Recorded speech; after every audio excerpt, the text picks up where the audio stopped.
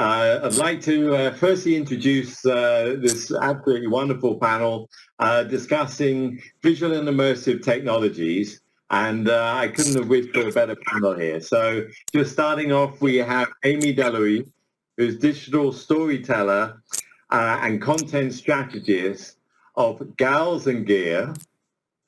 Dave Castle, who is the business development from Azulpix, who has I've known for many years and very much knows his cameras and his imaging. Rajesh Bhatt, who is Director of Operations and OEM at Dolby in India, and Phil Ventry, who is working with NCAM as VP for Sports and Production. So welcome, everybody, and it's great to see you. Thank you. Thank you, man. So thank you guys for attending the panel, and I'm sure we're going to be quite enlightened by the end of the session. So thank you guys. So what I'll do is I'll just first of all share the videos that you have sent in, which will give a little bit of background in terms of what the panelists have been up to and what their companies are doing.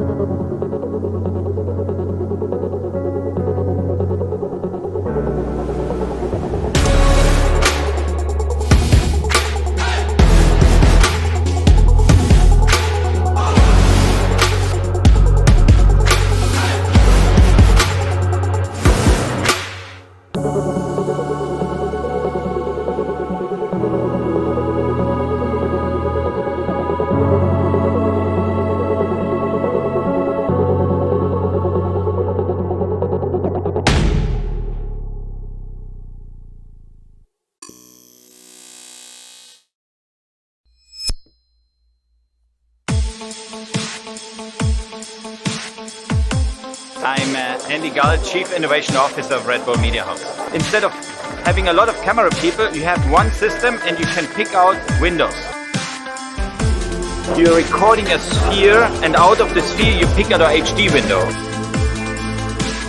And then I met this guy and he said, we can do this live. And I said, whoa.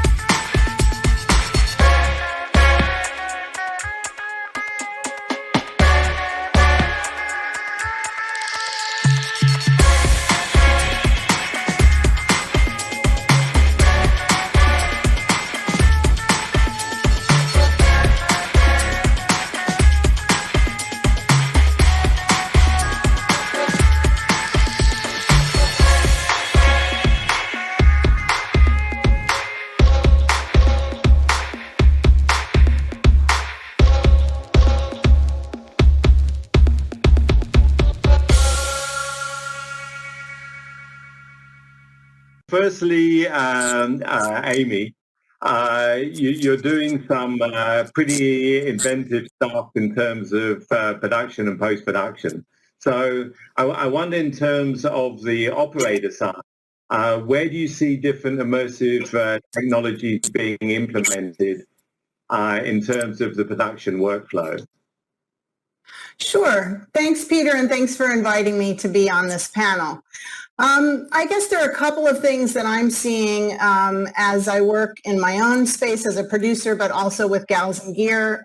We just had a panel on visual effects with some of the leaders in filmmaking, and I think there's a couple different things going on. First of all, on the feature film side, the narrative side, AR is actually coming on set to help visualize and pre-visualize scenes, and also being used for location scouting. So tools that have been developed, for example, by shops like The Third Floor that's working on Mandalorian, where really they're able to work, the director's able to work directly with the actors and visualize exactly what that scene is going to look like and not have to wait till the visualization is done. So I think that is changing the workflow substantially in terms of the directing side and also the pre-production side of narrative filmmaking. For those of us who work on the nonfiction side, which is me, there are some interesting tools that are coming out. Certainly, one of the things that I'm most interested in is audio, because I just wrote a book about sound and the role that it plays in nonfiction story. And I'll leave Dolby to Dolby, because that's they have amazing tools, and Atmos and all the rest. And I know you've got a great panelist for that. But there are also some other tools for makers that are out there that are fairly inexpensive. Zilia has some really wonderful first order ambisonics, high order ambisonics available for those who are recording musical performances and things like that. So I think there's some really interesting tools that are out there, both for narrative and nonfiction. And despite COVID, makers are out there making great content. Right, terrific. I mean, on Phil, in terms of what NCAM is doing with the virtual sets, how is kind of AR and VR firstly been impacted in technology, but also with COVID? So, same as Amy, thanks very much for having me on the panel, guys. Much appreciated. I've got to agree with Amy. That was a great start to kick off what we're talking about. We're seeing exactly the same things that Amy is talking about. AR and VR is being used a lot more. Amy has brought up a couple of projects there that we at NCAM have been working on. We are seeing the way that COVID has affected the industry, not just for film, but for broadcast as well, has meant that technology has moved on really, really quickly. And people are putting in place things now that in normal times would have taken years to come into a traditional workflow. And I think what we're seeing is a fundamental change in the way that content is being created. AR is becoming so much more democratized now. Previously, it was for big Hollywood movies and tier one, mostly sports projects. So your World Cups, your Super Bowls, your IPLs. The price point now is such that, lots and lots of different people can use it. And we can bring it in now into a remote production where a newscaster can be sitting at home with a green screen behind them, and AR is being played out remotely for them with the camera bar being controlled from a remote location from a mobile phone or a laptop. So I think this whole COVID and world collapsing situation has in some ways been good for the industry as it's pushed technology. But I think that's for better people than me to make the decision on. Well, even when you look at AR, I mean, there's a lot, just even in things like marketing and high-end Hollywood movies. But if we move to Dave, I mean, Azulpics have quite a innovative camera. Maybe you could explain that, but you actually don't even need a cameraman, right, for the AZURPIX camera. Yes, that's the way to go. First, thank you very much also for the invitation to explain what we get up to. I first concur with both what Phil and Amy were saying, that technology is fast forward. There's no question about that. And why is it fast forward? Because of COVID, everyone's sitting at home. Nobody in this industry has ever had so much time on their hands to look at technology. Generally, the rule has been is we're moving at such a fast pace anyway in this business that we just don't get the time. And in one sense, I would say that this immersive technology, certainly what we've been able to use, and our aim is basically minimizing how many people are on a production, which is maybe not a good thing, not for everybody, but we're able to have multiple images from single camera sources, which are very small, compact, and be able to deliver an intimate message because you're right in the heart of the act or whatever you're doing. So the word immersive, it very much sums up what we're doing. But the only reason we're doing that is because COVID has created this opportunity, this window for so many other players in the market, other than the traditional way of working in the world that we love. And Rajesh, just we actually had a call today, and we had a discussion, and when you look about what Dolby is doing, they're very much involved from the beginning of production, like Amy, all the way through in the whole process. But the important thing, and for years we've been talking about intelligent pixels versus number of pixels. But the important thing is that the technology has to reach the person at a home on whatever device that they're doing. So how is Dolby, let's say, ensuring that the highest quality, whether it would be wide gamut or HDR or sound, gets to the end user? Thank you, Peter. So first of all, I would like to thank the broadcast India people for giving me this opportunity to be in this panel with all the esteemed panelists, and I'm super glad to be here. So as you said, Peter, and in fact, we are all in a time zone, in a time period, when things are different. People are consuming a lot of content. They are homebound. People are experimenting a lot. There are people who are actually staying away from others, and so the needs have evolved. People want to consume immersive content, great content on any screen that is available to them wherever they are. Specifically talking about India,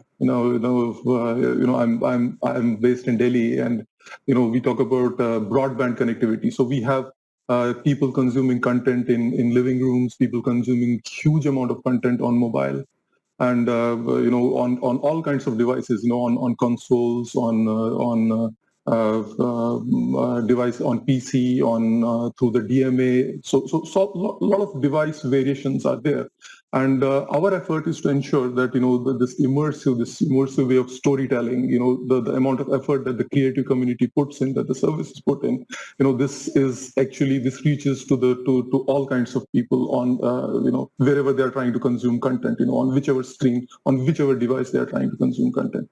Whether the bandwidth is available or not, right? So there is this huge ecosystem play. There is this massive device play. There is a big play that we have with the content creation tools, with the distribution tools. So we are working across the space to ensure that this happens and this is democratized. And our aim is to make Atmos and Vision as popular as any other traditional technology. Like make Atmos as popular and as affordable and usable as stereo, and HDR, Dolby Vision HDR, make it as accessible as any other SDR technology. Yeah, I mean, we'll go to Amy next and how production, they take care of the whole, obviously, chain. But what we discussed about was, for example, Netflix and different SVODs or OTT platforms knows your device and knows how to, let's say, adjust the signal for the best experience onto that device. So how in production, Amy, do they take care, not necessarily just the high end, but also that the consumer on a mobile phone or whatever device is also getting the best quality picture? Right.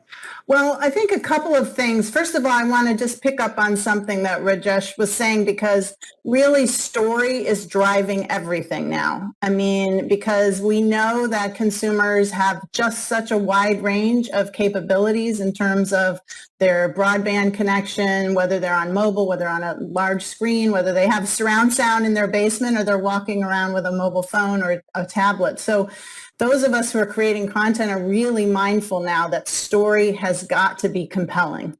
So that's the number one thing, I think. And then the other thing is that we're doing a lot of testing because we're delivering, at least in my company, we're delivering a lot of content now for virtual consumption in a way that is different than our workflow in the past. And so we're constantly testing, what does this look like with a bad connection? What does this sound like? What can we do on our end to improve the quality as much as we can, especially because sometimes in virtual production, we're not getting, we're not shooting in 8K sometimes or 4K even, depends on how the remote shoot is set up. We're sending packages of cameras to people and they have to follow instructions to set up their own lights and sound sometimes. And we're remoting into the camera, as you mentioned. So we have some obstacles, but we're always testing. So we're doing, I feel like, a lot more to be sure that whatever the consumer gets in whatever format is still a great story. I mean, it's certainly key. You can get some amazing devices to create high quality video and immersive HDR, basically on a credit card. So, but Dave, how do you see the cost of production is coming down for a high quality production? Well, that's always been the driven factor, isn't it? You think of the main players in the area that I've traditionally worked in. It's been that traditional workflow, and their ROI is based on generally very, very high value equipment. And what we're able to see now with technology is that price has been slashed. So therefore, it not only opens up the door for new players, which is probably a worrying factor for the traditionalists that are out there and have these multi-million-pound investments. Suddenly we're coming along and we're going to upset the apple cart. And it's an interesting dilemma. And one, I actually put that question to one of our clients, and I said to him, with the amount of OBs you have investment, why are you investing with us? And he said, the reason being is because we wouldn't have been around for all these years if we had not taken technology at the front end and looked for the future, which I thought was a great argument, really. So, different applications, different scenarios, but it is having a big impact. And I think the problem is also, Peter, is that the messaging is not always getting out as quickly as we'd like it, mainly because we're not meeting people because you can't, because of COVID, because a lot of these venues are shut. So when, the golden rule of which everything in our industry is if you're not sure, you test it and you test it again and you make sure that whatever you're trying to achieve, the best quality images, best quality sound back, without that magic word of testing, which we're all engineers, and without doing that, because at the moment we're relying on technology and other technology to get us there, and hopefully then that other technology will immerse with our technology. So it's an interesting time. There's going to be many answers out there, but at the moment it's just a case of how quickly we can get to the end customer and him actually have that tactile touch feel. Right, I've got it, because that's usually the point where somebody opens the checkbook. Up until then, oh, it's a lovely technology, I'd love to have it, but probably not invest in it. So that's also a dilemma of the time. Yeah, I mean, I'm kind of interested, Phil, and we had a conversation before. Of course, everybody jumped on, and we're doing this in a conference system, which is on one side, there's that great advantage that, and myself and Phil have both been in broadcast India in the conference sessions, and we're talking in Washington, in Delhi, in London, in Singapore. So there's one advantage, but on the other, we probably in the last 6 months all seen too many Zoom calls. So Phil, I mean, in terms of virtual realities and your system, how could that be used to improve the, let's say, the home video experience? Well, let's take a little step back here and look at what David was saying previously. We're seeing what David said exactly 100% the way that it's happening, with the way that David has just described. We started looking at a number of broadcasters and partners a couple of years ago about how we would innovate our solutions and make them future-proof so that people would come with us for a journey. And so major broadcasters and film companies have been involved in the development of what we've just brought out now and what we're bringing out going forward. What COVID has meant that we're no longer sending people all over the world. We are all social animals. The industry that we work in, the majority of people who work in here are people persons. Business is done on handshakes and trust. And still now what we're finding is that trust is still there, but that trust is built up from 3,000, 4,000, 5,000 miles away. And our team have been delivering projects and training and testing from their bedrooms and from their living rooms. So we've had guys take people to where in Portugal, when they've been at home in Prague, when they've never actually met the crew before. They've done testing with them, they've trained the guys up and then taken them to air. Just over the weekend, we've been doing stuff in the States that's been controlled from London. So the team have been up, on different time zones, but we send the kit over, the kit is there, it's being controlled from 3,500 miles away. The team are not on site. It's allowing people to do more with a smaller footprint. And we're seeing that innovation being driven. And Amy said before, it's all about creating great content. The mantra in our industry for years has been content is king. What we're seeing now is that the price of producing and distributing content is coming down so much, and to be able to do it in a professional looking way that only a couple of years ago was outside of the budget of only the major studios and broadcasters, that it's given lots and lots of people a different voice. So we look at things like high school sports with AR in that you would never have seen before.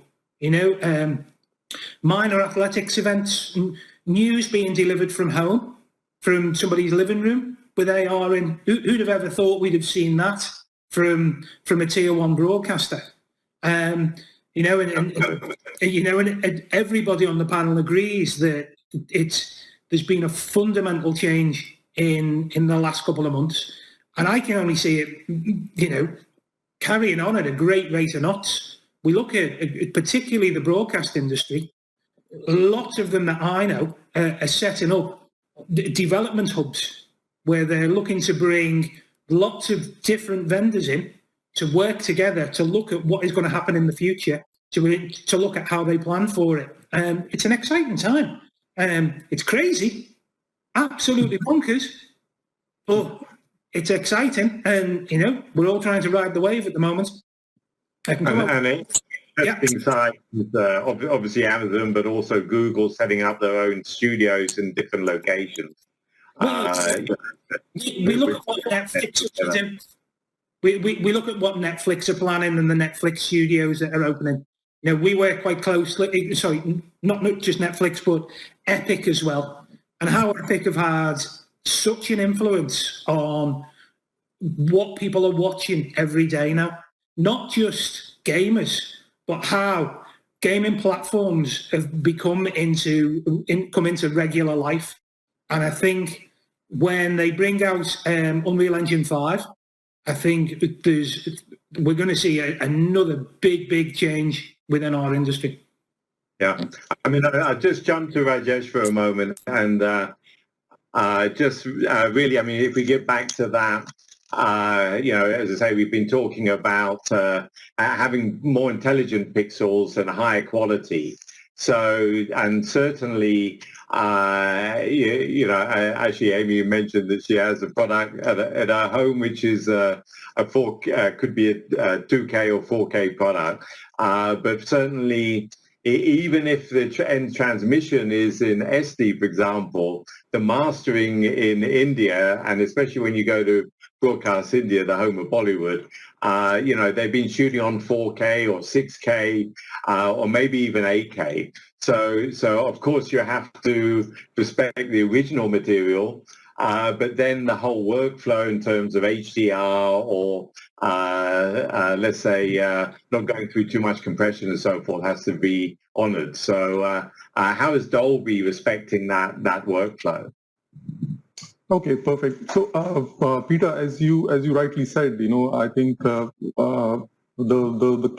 capture technology has been available for many years now. You know, like we can, you know, the amount of data, the amount of information that we capture, you know, so far we have not been able to take that information and bring that information to the endpoint, that is the consumer's home or the consumer's device, whether it is whatever is that device, right?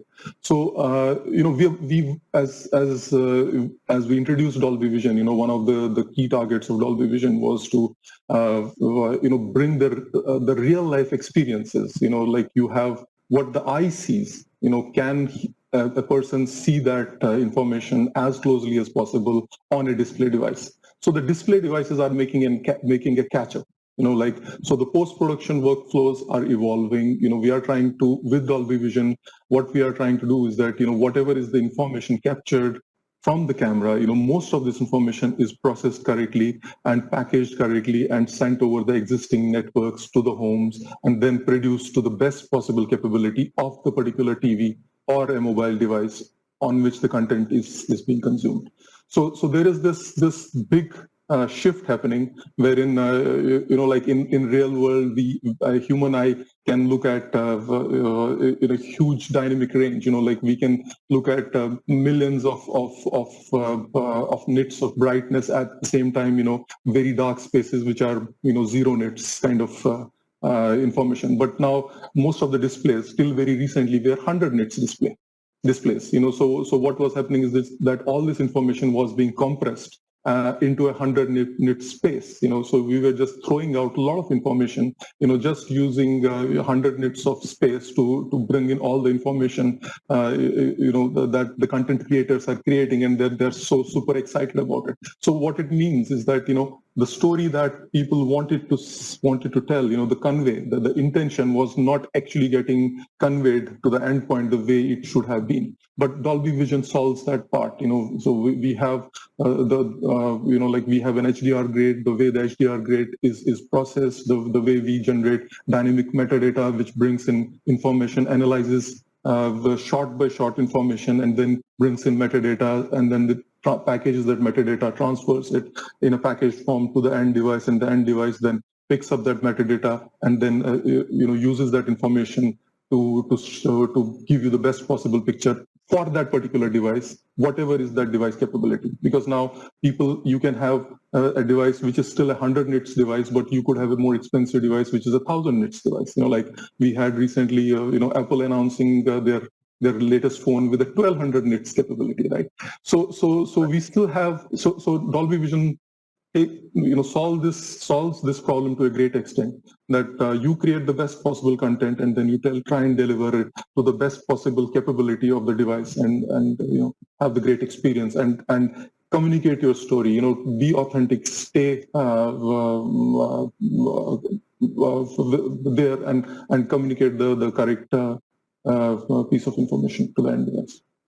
Yeah, and certainly what has happened in terms of the end consumer, a few things. I've been going to India over 20 years, and I remember working for a company who was making a data cine or telecine, and it was about $1 million to set up the whole. And that was just the beginning. And I remember discussing with a DP, and he said, "You must be kidding. I mean, that would be the highest cost of a movie in India." Just to have that machine, that'd be the whole turnover and the average cost. And what's happened in India is a big change in terms of, as I say, $1 viewing on a concrete to people, the middle class growing obviously with budget who want that cinema experience. And so the cost of production seems to be coming down. But also then there's more money going into the film industry, particularly in Bombay. But how do you see that affecting Amy in the production side, how production is happening? Well, there are a couple trends that I've been seeing or living through, as we all are.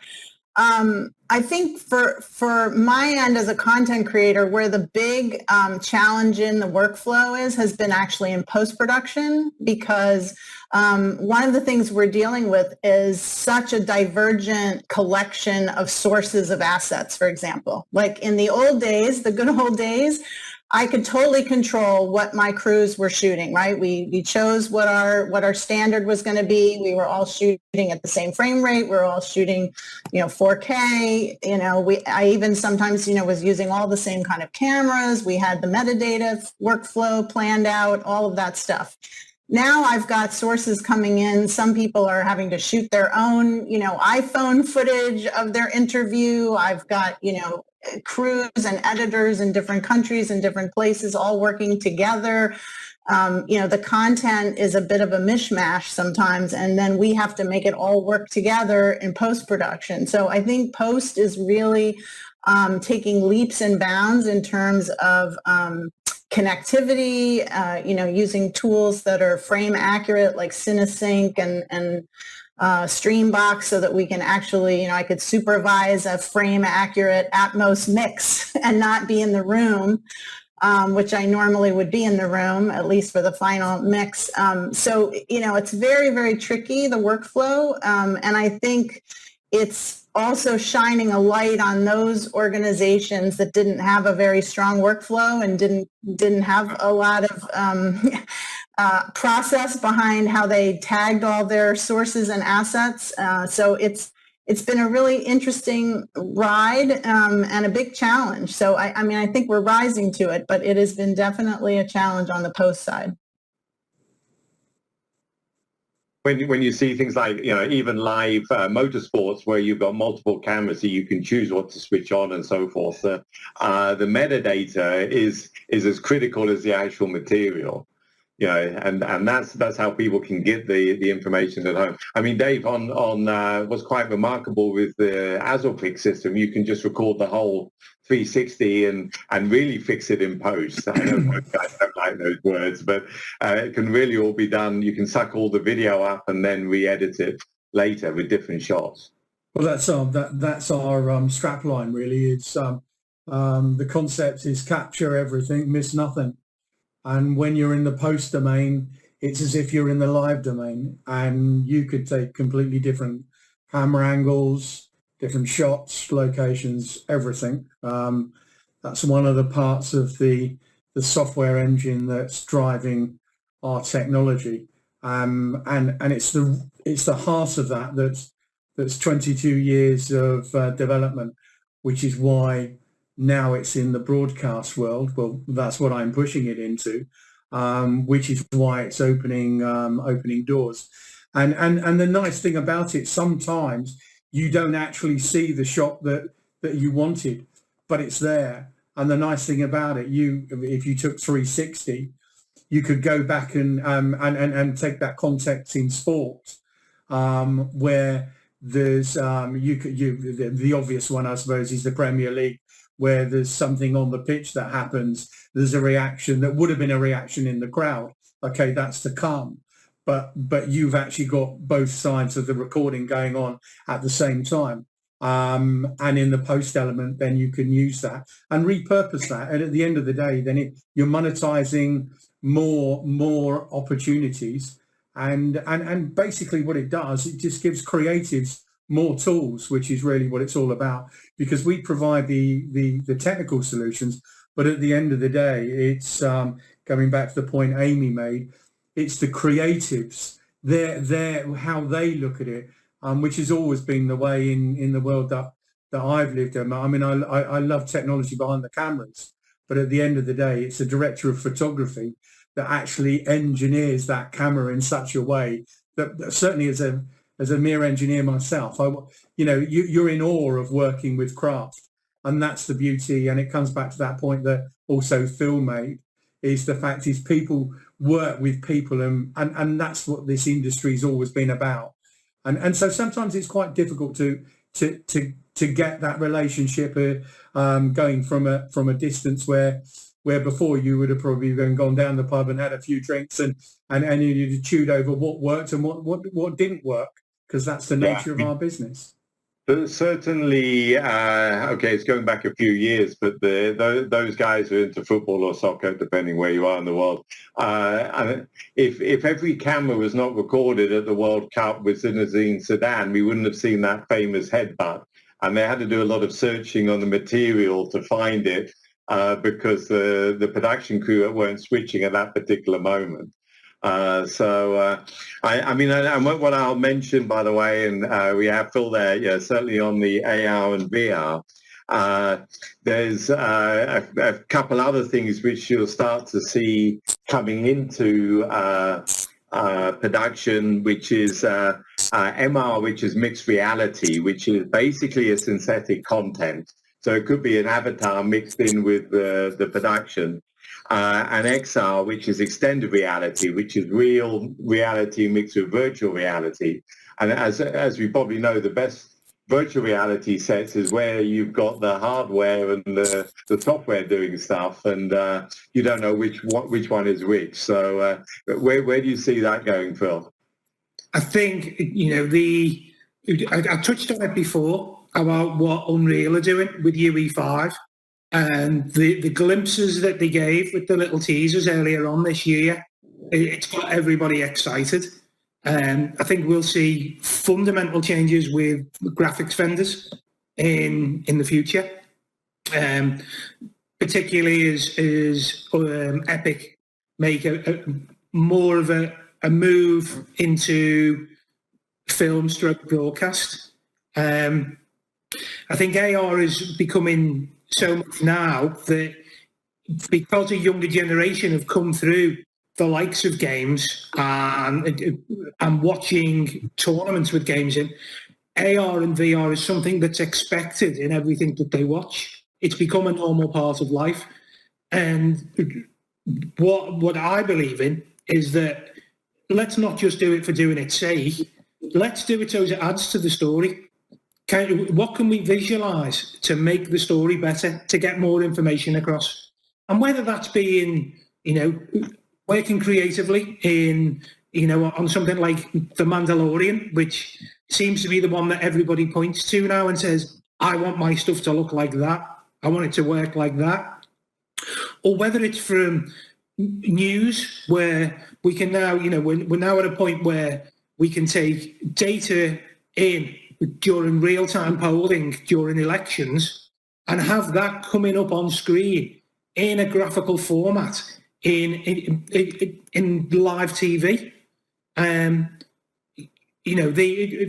sky's the limit, and I think it's only going to grow as the younger audiences who've been brought up on it, come through. And the days of the old linear television and the whole family sitting around watching the programme at 7:30 on a Friday night, those days are gone. They're gone.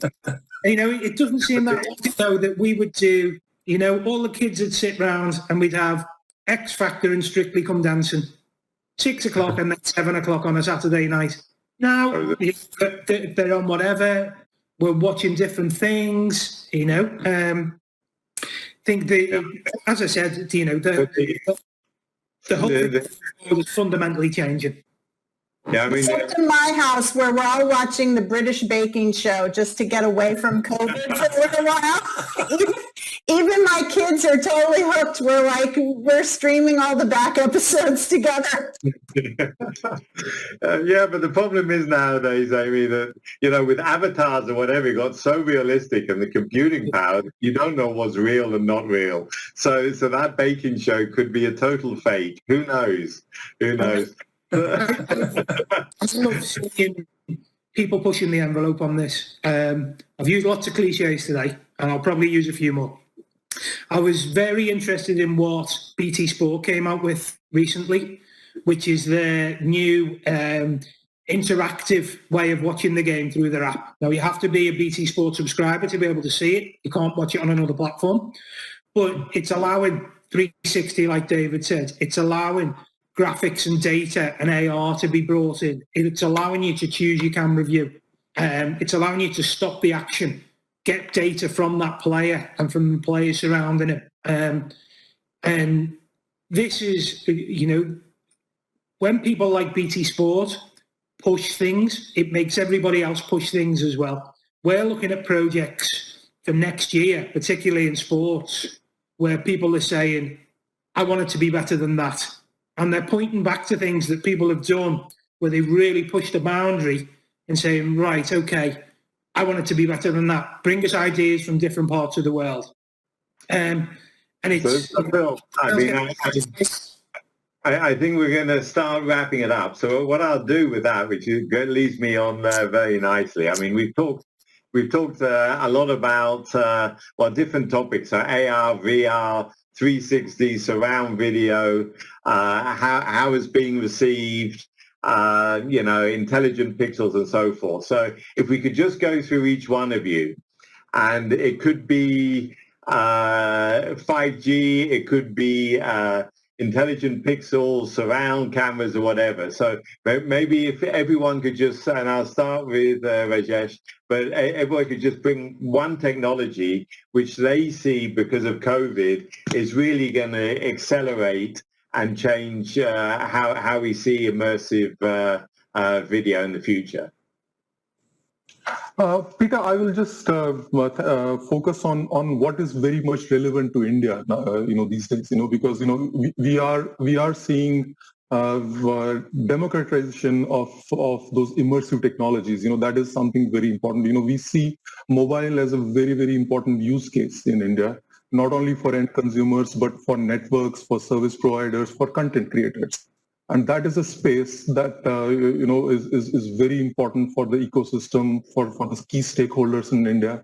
And we see that space evolving. We see our technologies evolving for that space. We see our tools being made accessible to people for creating content for that space, you know, for consuming that content, for making the delivery of that content highly efficient, you know. So that's something very important, and this is true for both audio as well as for video, you know. So bringing in and then, you know, like as we said, you know, we started with cinema. You know, all our technologies started with cinema, you know, because, you know, that is the medium, you know, where you know, you lead with all kinds of innovations, and the creatives are super excited about that space. But we brought in technologies from cinema to the TV, and from TV to gaming, and from gaming to music. You know, so we see this rollout happening in India in a similar sort of a way, even though, you know, like cinema is still going to grow in India when things, you know, return back to normal. But at the same time, we are seeing, you know, TV and OTT space growing rapidly with the deployment of those advanced technologies. And then, you know, we have the gaming space and the music space. You know, by the way, we had the first immersive music track from, you know, not the track, you know, we had the first Indian label, YRF. They announced their you know, all-time super hits in 3D audio in Dolby Atmos, right? and it's available on Tidal today. So we see this space evolving, dramatically, and creating value for all kinds of content, all kinds of devices, all kinds of delivery mechanisms, and this is what we see happening in India today. Right, we'll knock the ball over to Dave, and don't tell us, Dave, there's lighting, because maybe you need a much advanced light techniques for looking at your camera.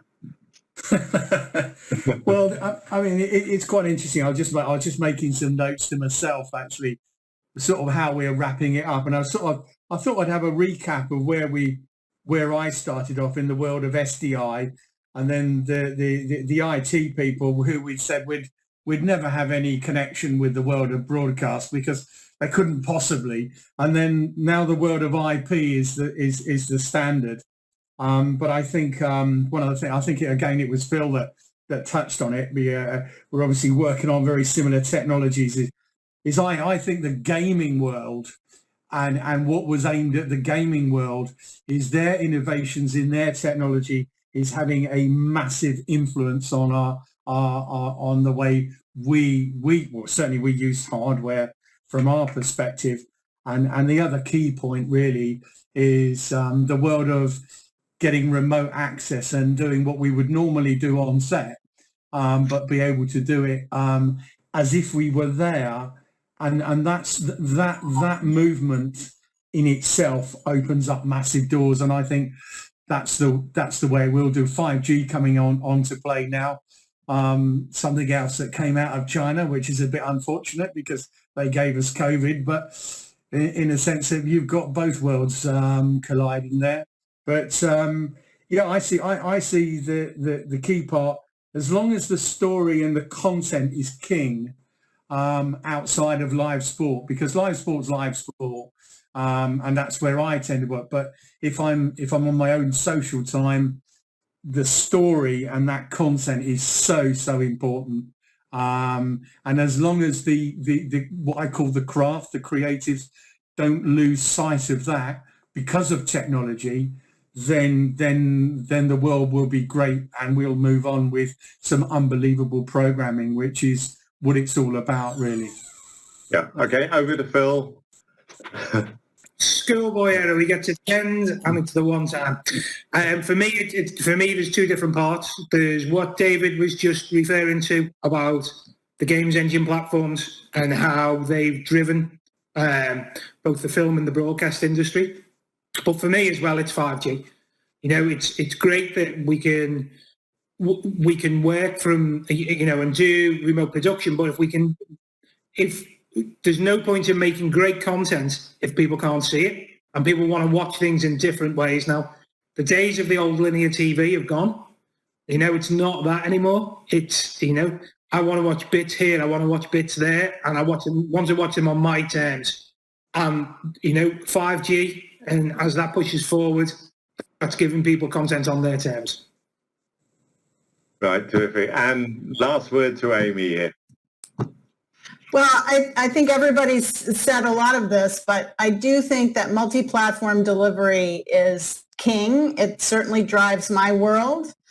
5G is going to help that, not just from the delivery perspective, but just from the creator perspective, because we're all struggling also with, making sure we're connected and seeing everything at the highest possible quality that we can.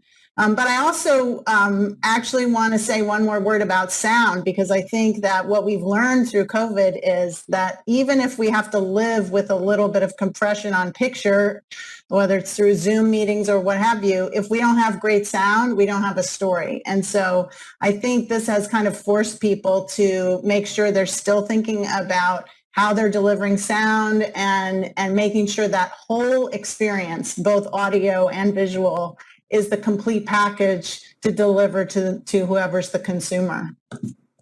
All right. Well, terrific. And to just add to this, Amy, we actually did a research in India, just to add a very short bit to this. We did this research with CMR, and to our surprise, actually, sound was the most important thing during COVID. It was more important than battery or camera on mobile phones. We did this research, and to our surprise, actually. because what's happening specifically in India is that long form content consumption is happening more and more on mobile, and people are spending more time on mobile. People are subscribing content on mobile for mobile viewing, which was not happening in India earlier. So sound is becoming really very, very important as a buying decision, whether it's for content, for mobile, or the devices. So Absolutely. very interesting. Yeah. Terrific. Okay, Dave, Phil, Vajesh, Amy, thank you so much, and certainly enlightening of where immersive technology is going. And certainly the main takeaway I have is that COVID is really jumping things forward. So appreciate your time and your insight. So thank you very much, everybody. Thank you. Thank you. Yeah, thank you, Peter. Thank you to the team in India.